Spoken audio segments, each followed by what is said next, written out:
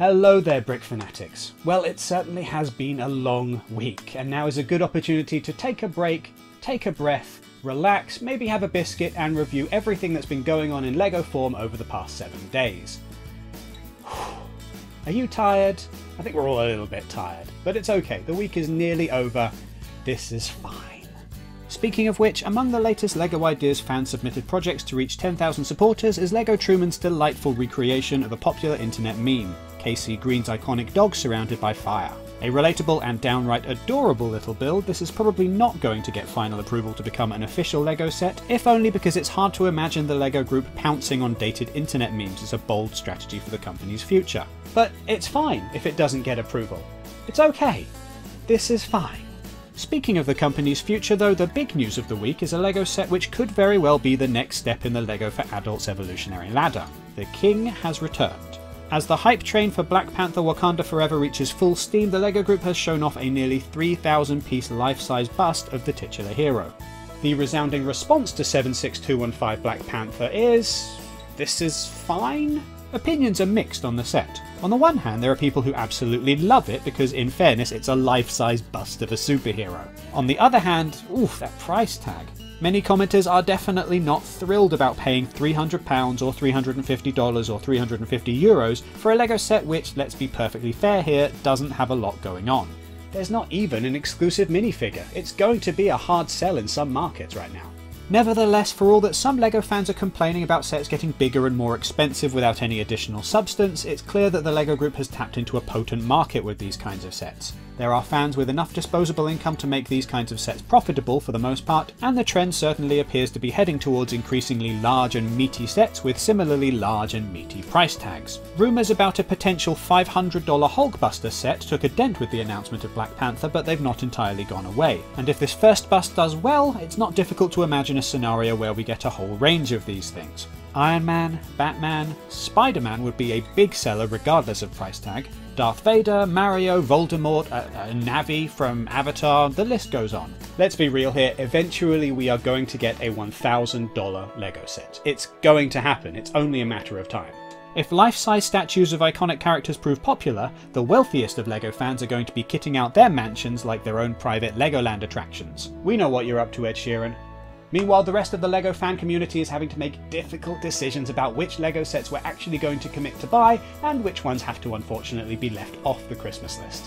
The decision is only set to get harder, as this week a whopping 51 fan-submitted LEGO Ideas projects qualified for the second review of 2022.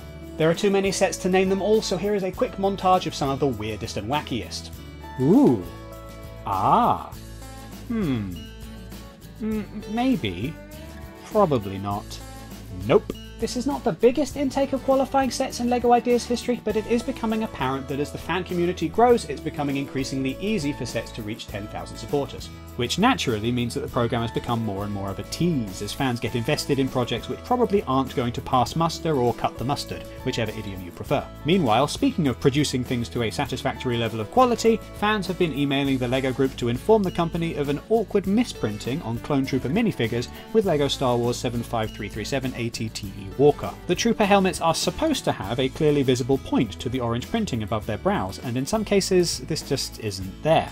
Which is fine. It's fine. Sure, you beat the crowds to finally secure yourself a LEGO set that just will not stay in stock, and you opened it up to discover that the minifigures have a misprint, but it's fine. It's fine. It really is fine though. Redditor Wolfie4421 has received an email from the LEGO Group stating that a quality assurance team is looking into this error and it will be corrected soon. If this proves true, then the misprinted minifigures are likely to rise in value on the aftermarket, as is almost always the case, so you might want to hold on to them. These kinds of quality assurance errors are regrettable, but they're very much an unavoidable part of big business, just like the occasional painful price tag for bigger sets and, the destruction of the environment. This is fine. If desperately trying to ignore the world burning around you is not your cup of tea, then you'll be pleased to know that the LEGO Group is planning to plant 50,000 trees near to a new factory in Vietnam. The goal is for this project to help the LEGO Group with sustainability and, not burning the planet. According to Preben Elnif, Vice President and Program Lead for the LEGO Group in Vietnam, quote, "We are excited to now have started the planting of 50,000 trees, as it marks the first of many activities in our sustainability journey in Vietnam.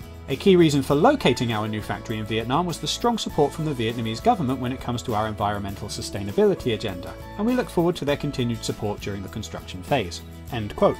This is good stuff. While there are still plenty of ways that the LEGO Group can improve on the company's environmental impact, this is a good step in the right direction. Who knows, perhaps the LEGO Group will personally save the world here and put an end to the kinds of fires that melt little dogs who are just sat enjoying their coffee. Maybe. Maybe. This then was the week in LEGO. Some nice things, some less popular things, and an opportunity to ignore all of the problems around us in the world as we instead play with our little toys. This is fine.